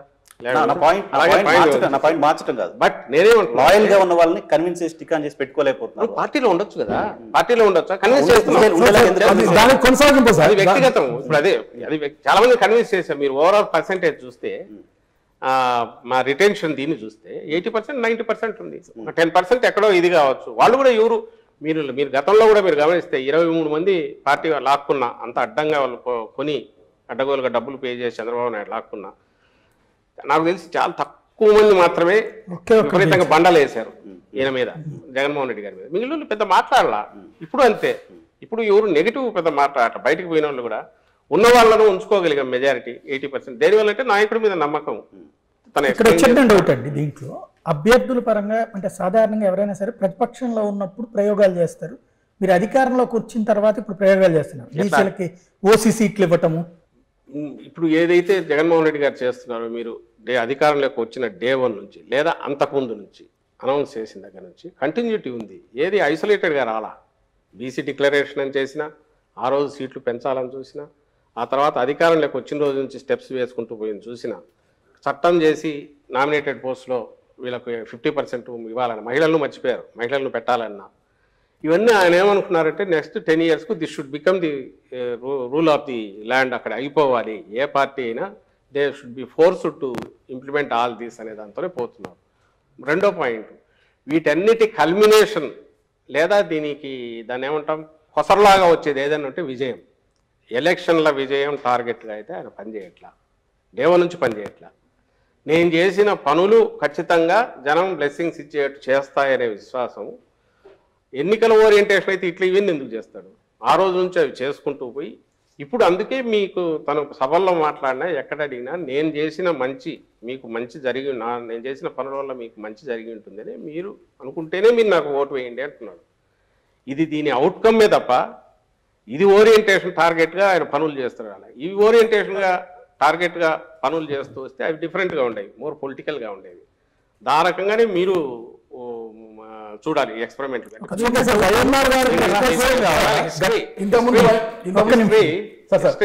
ఎలక్షన్ల తర్వాత గెలుపోవటంలో అనేది ఆయన ఇప్పుడు కూడా అంటుంటారు, మనం చేయాలనుకునేది సిన్సియర్గా నమ్మి చేశాము, దీని రిజల్ట్ ఎట్లన్నా ఉంది. రిజల్ట్ బ్రహ్మాండంగా ఉంది నేను ఎందుకు అనుకుంటున్నామంటే తెలుస్తుంది కాబట్టి మాకు వచ్చే రెస్పాన్స్. సంక్షేమ పథకాలు ఆపితే మాత్రం మనకు ఓటు బ్యాంకు గండి పడుతుంది అని ఒక అభద్రత భావన చేస్తున్నారా? అలా మంచి క్వశ్చన్ నువ్వు అడిగింది. అది ఎప్పుడు వస్తుందంటే ఈ టోకెన్గా ఓన్లీ నేను ఇంతకుముందు అన్నట్టు అమ్మఒడి, రైతు భరోసా అవన్నీ ఇచ్చి చేతులు దులుపుకుంటే మీకు అందరికి ఇచ్చాను, దాన్ని పెంచొచ్చు కూడా కొంచెం చేసేస్తే ఇక్కడికి అడికి అయిపోతుంది. అంటే డోలౌట్స్ అంటాం తాయిలాల్లాగా, ఏదో లైఫ్ ఇప్పుడు గ్యాస్ సిలిండర్లో లేక బస్సులో ఫ్రీ ఇదో ఇలాంటివి అవి టెంపరీగా అప్పటికప్పుడు ఉపయోగపడేవి. అలాంటివి చేస్తే మీరు అనేది కావచ్చు. ఈయన కంటిన్యూటీ, నేను అమ్మఒడితో మిగిలినవన్నీ ఆయన చెప్పినవి కాదు, అమ్మఒడి ఒక్కటి ఇచ్చినందువల్ల ఎప్పుడైతే కుదరదు అనుకున్నాడు. ఎందుకంటే ఆ పిల్లలు అక్కడికి పోతే ఆ స్కూల్కి పోలేరు, కాన్వెంట్కి పోతే కాస్ట్ ఎక్కువ. కాబట్టి మన స్కూల్లే రెడీ కావాలని చెప్పి 15,000 కోట్లు పెట్టాడు కదా, అక్కడ ఆయన విజన్ కనిపిస్తుంది. నాట్ వల్ల ఏదో అది ఊరికే సంక్షేమం అనేది కనుక కాదు, దాంతోపాటు వస్తున్న స్ట్రక్చర్స్ ఇవన్నీ లోకల్ వర్క్లో భాగం. ప్రతిదీ ఈ సంక్షేమం నుంచి ఫ్యామిలీ డెవలప్ అవుతుంది, ఫ్యామిలీ ఓరియంటెడ్గా ఏదైతే మనం చేస్తున్నాం సంక్షేమం, దాంతోపాటు సొసైటీ డెవలప్ అవుతుంది. పవన్ కళ్యాణ్ గారు బలవంతుడా బలహీనుడా? పవన్ కళ్యాణ్ బలవంతుడిగా చూస్తున్నారా బలహీనుడు? బలవంతుడు జనం చూడాలి, మాకేం బలవంతుడు కానప్పుడు అంత టార్గెట్ ఎందుకు చేస్తున్నారు? పవన్ చేస్తున్నాం. చంద్రబాబుకు సంబంధించినంత వరకు what ever he has the capacity ఉన్నది, తన అభిమానులు కావచ్చు లేదా తన మీద ఆశ పెట్టిన ఆయన సామాజిక వర్గాల కావచ్చు, తనకేదో మా దగ్గర నుంచి ఒక టాప్ పొజిషన్ పోతా ఉన్న వాళ్ళు కావచ్చు, ఆ క్లౌట్ ఏదైతే ఉందో విచ్ అర్లియర్ లాస్ట్ టైం నిలబడినప్పుడు కొన్ని కాన్స్టిట్యున్సీస్లో అక్కడక్కడ స్కాటర్ అయ్యి కనిపించిందో గోదావరి జిల్లాలో, అక్కడ వాళ్ళకు సంబంధించి ఇవన్నీ గుత్తమొత్తంగా తీసుకెళ్ళి చంద్రబాబు నాయుడుకు అప్పచెప్పాలని చూస్తాడు. చంద్రబాబు నాయుడు దానివల్ల బెనిఫిట్ అవుతున్నాడు కాబట్టి పాయింటెడ్గా చెప్తున్నాము. రెండవది ఏ క్వశ్చన్లో చెప్పాము, పవన్ కళ్యాణ్ గారు ఆబ్జెక్టివ్గానో ఇంకో రకంగానో విమర్శలు చేయట్లా.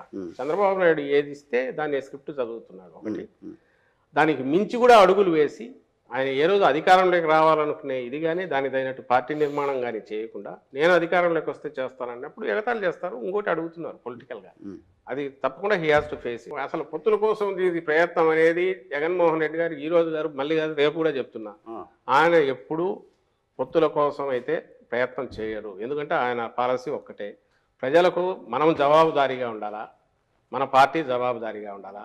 నలుగురితో పెట్టుకుంటే ఎవరి తరపున మనం వకాలు తప్పించుకుంటాము, జనానికి ఎట్లా చెప్తాము. అందువల్ల వాళ్ళు కూడా అట్లే చేయాలి ఆయన కోరిక. పవన్ కళ్యాణ్ గారు కూడా 175 సీట్లలో తన మనుషులను పెట్టి ఇన్ఛార్జీలను పెట్టి ఒక పార్టీగా ఎదిగి కంపీట్ చేసి పోటీ పడి రాగలిగితే మంచిదే, that would be healthy democracy అని. అట్లా కాకుండా అతుకులు వేసుకొని రావడం కరెక్ట్ కాదు. సార్ మీరు ఆనాటికి ఈనాటికి ఒకసారి పోల్చి చూస్తే how has the scenario change sir with respect to journalism and politics? ఈ మధ్య కాలంలో attacks on journalist, attacks on ఒక particular media house affiliated to one political party, ఇవన్నీ జరుగుతున్నాయి. So how do you look at the current scenario?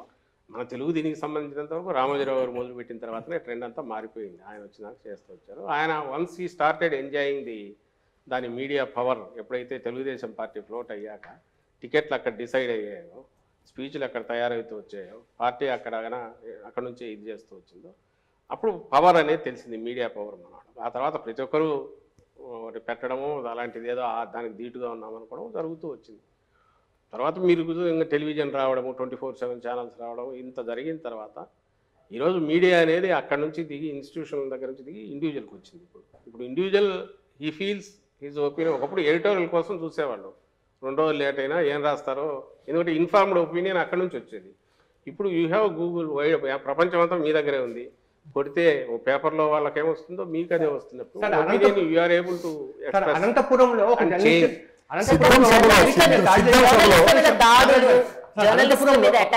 చెప్పేది పూర్తి కాలేదమ్మా. అది మాది కార్యకర్తల సభ, that is not public meeting. ఒకటి ఫస్ట్ థింగ్, కార్యకర్తల సభ. అక్కడికి వచ్చిన వాళ్ళంతా మా కార్యకర్తలు వచ్చారు. ఇతను మీడియా తరఫున పోయింటే ఫ్రంట్లో మీడియాకు ఉన్నాయి ప్లేస్, అక్కడ లేడు, వెనక ఉన్నాడు. అతను ఏం మాట్లాడాడో తెలియదు. మాకు తెలిసింది అయితే రెచ్చగొట్టాడు, బూతులు తిట్టాడని, లీడర్ని గురించి బూతులు తిట్టాడని అన్నారు.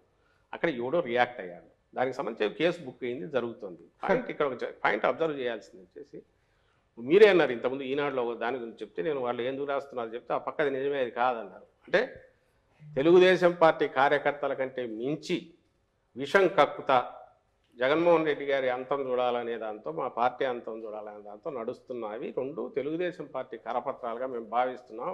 అఫీషియల్గా వాటిని బ్యాన్ చేసాం, మా మీటింగులకు వద్దని చెప్పాం, రావద్దు, దండం పెట్టాం. సాక్షి పోవట్లే, అక్కడ పోదు. ఎందుకంటే సాక్షి వెహికల్స్ తగలబెట్టారు ఇంతకుముందు, మీకు గుర్తుంటే డిఎస్ ఎంజిన్ కూడా పగలగొట్టారు అక్కడికి పోయినప్పుడు.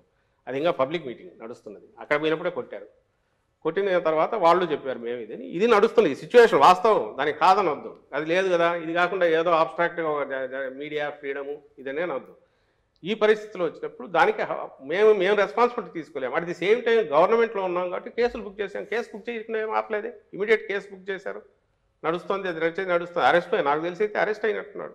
చంద్రబాబు నాయుడు గారు చేసినట్టుగా వనజాక్ష ఒక ఎంఆర్ఓను జుట్టుబట్టి ఈడ్చో లేకుంటే అసభ్యంగా చేసిన చింతమనేని ప్రభాకర్ ఎమ్మెల్యే చేసేలాగా పంచాయతీ చేయలేదే. ఆర్టీఏ దగ్గర ఏదో గొడవ జరిగితే పంచాయతీ చేసినట్టు చేయలేదే. అప్పుడు బాలసుబ్రహ్మణ్యం ఎవరో కమిషనర్ ఉంటే గొడవ అయితే ఆయన పంచాయతీ చేసినట్టు చేయలేదే. చట్టం పని చేసిపోతుంది. మేము despite we being in the power అది చేస్తున్నాము. ఇంకో పక్క రెస్పెక్ట్ ఇవ్వాల్సిన చోట ఇస్తున్నాము. ఎవరు పొమ్మన్నాడు అక్కడ కార్యకర్తల సభలోకి పోయి అక్కడ పోయి తిడితే ఎవరు దానికి బాధ్యత ఎట్లా సాక్షి ఏమవుతుంది సార్? ఏది సాక్షి ఏమవుతుంది నువ్వు అనుకుంటే అనుకో. మేము చెప్తున్నాము ఈ రోజు కూడా నీకు సాక్షిలో ఇప్పటికే కూడా రాజశేఖర రెడ్డి గారు బొమ్మ పెట్టుకునైనా సరే కింద ఎక్కడైనా వాళ్ళ స్పీచ్ కానీ ఇంకొకటి కానీ అస్సలు లేకుండా అయితే ఉండదు. వాళ్ళు మాట్లాడినా వస్తాయి, దాని ఫాలో అప్ మేము రాసేవి వస్తున్నాయి. అడ్డంగా ఏది లేకుండా అయితే చేయట్లా. మీరని కాదు, it's not about just you. ఆ పార్టీ అవ్వచ్చు, ఇంకో పార్టీ అవ్వచ్చు, ఏ పార్టీ అయినా. ఈ కల్చరు ఇప్పుడు కాదు, జగన్మోహన్ రెడ్డి గారు ఇప్పుడు కాదు, చాలా రోజుల క్రితం అసెంబ్లీ అన్నారు, నువ్వు వేసే విత్తనం అదే చెట్టు వస్తా, జాగ్రత్త చంద్రబాబు గారు అని చెప్పాడు. అప్పుడు చెప్పాడు, ఇప్పుడు చెప్తున్నాం. ఈ కల్చర్ మొదలు పెట్టింది తెలుగుదేశం పార్టీ పెడుతోంది. ఆయన ఆ రోజు మొదలు పెట్టిన కల్చర్ నడుస్తోంది. ఈ రోజుకు వాళ్ళు ఓపెన్గా అడ్డగోలుగా అడ్డంగా వాళ్ళు దాన్ని ఏమంటారు అన్ని రకాలుగా బరి తెగించి అటువైపు చేస్తున్నారు. కేవలం మీడియా అనే ముసుగులో వాళ్ళు ప్రొటెక్ట్ కావాలని చూస్తున్నారు. అలాంటి అవాంఛనీయ సంఘటన జరగడానికి అతనే కారణము, పోకుండా ఉండాల్సింది అక్కడికి. ఒకటి, అక్కడ ఎక్కడ అవసరం లేదో అక్కడికి ఎందుకు వెళ్ళాడు. రెండవది, అతను రిప్రజెంట్ చేస్తున్నాడు, ఏ సంస్థను రిప్రజెంట్ చేస్తున్నాడో అది పత్రిక కాదు అని మా అభిప్రాయం చెప్తున్నాం. జగన్ గారికి ఈ పొలిటికల్ డెవలప్మెంట్ ఏదన్నా పవన్ కళ్యాణ్ గారి ఇష్యూ వచ్చినప్పుడు, లేకపోతే వాళ్ళ సభ గట్టిగా సక్సెస్ అయినప్పుడు ఏదైనా సరే టీవీలు పగలగొడతారు నెంబర్ 1. రెండోది పబ్జీ ఆడుకుంటూ పని పాట లేకుండా కూర్చుంటారు. ఈ 2 మీరు దగ్గరగా చూస్తారు కాబట్టి నిజమా కాదు? అత్యంత చిల్లర చౌకబారు ఇది మాట్లాడుతున్నది లోకేష్, చిన్నోడు కాదు, నీచమైన అర్ధరాత్రి ఆత్మలతో మాట్లాడతారు. అతని స్థాయి ఎక్కడితో మీరే చెప్తున్నారు. ఎవరు చెప్తున్నారో చెప్తూ లోకేష్ అనే వ్యక్తి స్థాయి ఏది అనేది మీరే చెప్తున్నారు. ఇంకా అంతకంటే నీచమైన చౌకబారు ఇది ఏదైనా ఉంటుందని అయితే నేను అనుకోను. అంటే వాళ్ళ ఉక్రోషం ఏ స్థాయికి పోతుంది. ఇంకా ఎప్పుడంటే మీరు బూతులు ఎవరు తిడతారు తెలుసా? తిట్లకు ఎవరు లంఘించుకుంటాడు? ఏం చేతగానప్పుడు నిస్సహాయ స్థితిలో ఉంటాడు కదా, డెస్పరేట్, అప్పుడు బూతులు తిట్టుకుంటాడు. నోటికి వచ్చేట్టు సైకో అని మిగిలిన మాటలు ఇట్లాంటి అంటారు. అందులో బాగా మీకు వస్తుంటాయి. కొన్ని మీరు చూసిన జగన్మోహన్ రెడ్డి గారు మీరు చెప్పండి, లేకుంటే ఇంకోరు చూసిన వాళ్ళు ఉన్నారు, ఇంకేరా వాళ్ళు చెప్పండి. ఒక మనిషి ప్రైవేట్ లైఫ్లో ఎట్లుంటాడు అనేది పబ్లిక్ లైఫ్లో ఎక్కడో చోట కొంచెం కనపడక తప్పదు, రిఫ్లెక్ట్ అవుతుంది. నాకు తెలిసి ఇంతవరకు జగన్మోహన్ రెడ్డి గారు పబ్లిక్లో ఎక్కడా ఎవరి మీద విసుక్కొని కానీ ఇంకోటి కానీ చేయరు. ప్రైవేట్ దాంట్లో వాటికి సంబంధించి కూడా ఎందుకు డీసెంట్గా ఉంటారనేది మీరు ఎట్లా చెప్పగలంటే పబ్లిక్లో రిఫ్లెక్ట్ అయ్యేది. మహిళల మీద కానీ ఇంకోటి కానీ చిన్నపాటి ఇదైనా, లేదా చిన్నపిల్లల మీద కానీ పెద్దవాళ్ళ మీద కానీ ఇదైనా, లేదా ఫ్యామిలీ వాల్యూస్ భిన్నంగా ఎక్కడ జరిగినా ఇమ్మీడియట్ ఓపెన్లీ హీ కండెమ్స్. మీ దగ్గర అంటాడు, ప్రైవేట్ టాక్లో కూడా అంటాడు. సహించదు అసలు. జర్నలిస్ట్ మీద సోకాల్డ్ జర్నలిస్ట్ మీద జరిగిన దీన్ని కూడా ఆయన ఇమీడియట్ దగ్గర ఎందుకు పొద్దు ఇట్లాంటివన్నీ చేస్తారని అనింది. ఎవడు చేసినోడు ఎందుకంటే చెప్పారు, ఆడు బయట వెనకపోయాడు, ప్రెస్ గ్యాలరీలో లేడు, వెనక్కిపోయాడు, ప్రెస్కి ఇచ్చిన ప్లేస్లో లేకుండా ఎక్కడో వెనక జరిగింది ఆ ఇన్సిడెంట్, తెలిస్తే మేమెంత అలవ్ చేస్తాం సార్ అని అన్నారు. తను పొరపాటు ఎందుకు అదే ఆయన అజెండా కాదు, ఆ బేసిస్ మీద పోడు ఆయన, అది తన స్ట్రెంగ్త్ కాదు. అది తన స్ట్రెంగ్త్ అయితే ఇట్లాంటి ఇంకా క్రియేట్ చేస్తారు. అదే స్ట్రెంగ్త్ అనుకునేవాడు చంద్రబాబు నాయుడు. ఆయనకు ఏదైనా సీన్ క్రియేట్ కావాలా, దాని మీద వచ్చే హైప్ రావాలా, దాని నుంచి ఎట్లా ఎన్కాష్ చేసుకోవాలని ఆయన చూస్తాడు. డాక్టర్లు ఐఏఎస్లు ఆ పాలిటిక్స్లోకి వచ్చి చాలా హారిబుల్గా మాట్లాడుతున్నారు. Nasty language, filthy language, vulgar words, ఏది పడితే అది. అంటే they don't even think little bit when they are in the public space. All political parties. ఈ స్పెక్ట్రంలో వీటిలో మీరు అంటారేమో యాక్షన్ కి రియాక్షన్ అంటారు, బట్ దట్స్ నాట్ రైట్ కదా సార్. ఒకప్పుడు మీకు బాగా అంటే మాకు గుర్తుండి మేము జర్నలిజం 80s వరకు కూడా కులం పేరు రాసేవాళ్ళు కాదు, ఒక సామాజిక వర్గం మతం పేరు రాసేవాళ్ళు కాదు. ఎందుకంటే that may cause lead to further ఇది. తర్వాత ఎందుకు మీడియా అట్లా మారింది? అడ్డంగా రాస్తున్నారుగా కులాలకు లెక్క పెట్టి. ఎక్కడి నుంచి వస్తుంది ఇది? ఎక్కడ మొదలైంది ఎక్కడ అనేది చెప్పలేం, కానీ సమ్వేర్ ఇట్ స్టార్టెడ్ 90s తర్వాత మొదలవుతుంది. సీఏ నియంత్రణ అవసరం కదా సార్, ఎక్కడ వచ్చిన సీఏ నియంత్రణ అవసరం కదా దీనికి. ఇది ఇప్పుడు మీరు ఎట్లయితే వెల్ఫేర్ స్కీమ్స్ విషయంలో ఇప్పుడు మీరు ఎట్లయితే వెల్ఫేర్ స్కీమ్స్ విషయంలో ఒక సెల్ఫ్ అవేర్నెస్ తో ఒక డిఫరెంట్ రెవల్యూషనరీ తీసుకొచ్చారు, పాలిటిక్స్ లో ఎందుకు తీసుకురావట్లేదు? మీకు బ్లాంక్ దీని మీద సైన్ చేసి ఇస్తాం, మీరు కంపేర్ చేయండి ఎక్కడ ఆరిజినేట్ అవుతుంది, ఎక్కడ దీనికి వచ్చింది అనేది ఒకటి. ఎంత పర్సెంటేజ్ ఆఫ్ మా దగ్గర నుంచి మాట్లాడేవాళ్ళు కానీ ఇంకొకరు కానీ అసహనం కానీ ఇంటాలరెన్స్ కానీ టోటల్ పర్సెంటేజ్ చూడండి. యాజ్ ఎ రీజనల్ పార్టీ మా దాంట్లో అక్కడ చూడండి, మీకు ఖచ్చితంగా మాది అతి తక్కువ ఉంటుంది, నేను ఖచ్చితంగా చెప్పగలను. తక్కువ ఉంటుంది, బ్యాలెన్స్డ్ ఇదే ఉంటుంది ఒకటి. సెకండ్ వచ్చి ఈరోజు జగన్మోహన్ రెడ్డి గారు ఏదైతే ఫిక్స్ చేసుకొని వచ్చారో ఈ సెట్ ఏ న్యూ రూల్స్ ఈ గేమ్కు, పాలిటిక్స్ అనేది న్యూ జనరేషన్ పాలిటిక్స్ మొదలయ్యాయి. నెక్స్ట్ 10 years తర్వాత ఇటు ఉంటుంది నేను అనుకోను, రీసెంట్ దీనికి వస్తుంది ఖచ్చితంగా వస్తుంది. ఎందుకంటే దీనివల్ల ఏమి ఉండదు, అక్కడక్కడక్కడ కొట్టుకుంటుంటారు తప్ప దానివల్ల అల్టిమేట్గా ప్రజలకు జరిగేది ఉండదు. ప్రజల నుంచే ప్రెజర్ పెరుగుతుంది, పెరిగిన తర్వాత చేంజ్ అయితే వస్తుంది. అది ఖచ్చితంగా 5 years తర్వాత కనపడుతుంది. ఇందులో లీడ్ చేసే దాంట్లో జగన్మోహన్ రెడ్డి గారు ఈరోజు I'm proud to tell that convention అనేది బ్రేక్ చేసుకొని ఎట్లా ఒకటో 4 ఓట్లు ఎట్లా తెచ్చుకోవాలి, 4 సీట్లు ఎట్లా తెచ్చుకోవాలనేది కాకుండా మనం ఎంతకాలం ఉన్నా కూడా జనం గుండెల్లో ఏదైనా స్థానం సంపాదించుకోవడం ఎట్లా, మా పార్టీ 4 కాలాల పాటు ప్రజల మన్ననలు పొందేది ఎట్లా అనే లాంగ్ టర్మ్ ఇవి లార్జర్ పిక్చర్ చూసుకుంటూ దానికోసం టార్గెట్ చేసిన పార్టీగానే నడుపుతున్నాడు. కాబట్టి మీరు ఏ క్రైటీరియా చేసుకున్నా కళ్ళు మూసుకొని నేను చెప్పగలను, we will not be the first ఇలాంటి చెత్తా పనులు చేయడంలో, we will be the first మంచి పనులు చేయడంలో. థ్యాంక్ యూ వెరీ మచ్ అండి. ఇది పరిస్థితి. ఓవరాల్ గా అయితే కనుక సజ్జల రామకృష్ణారెడ్డి గారు అయితే తన వైపు నుండి వాదన ఏంటో విన్నారు. అదే సందర్భంలో పార్టీకి సంబంధించిన మిగతా స్పందనలు ఎట్లుంటాయో భవిష్యత్తులో చూద్దాం.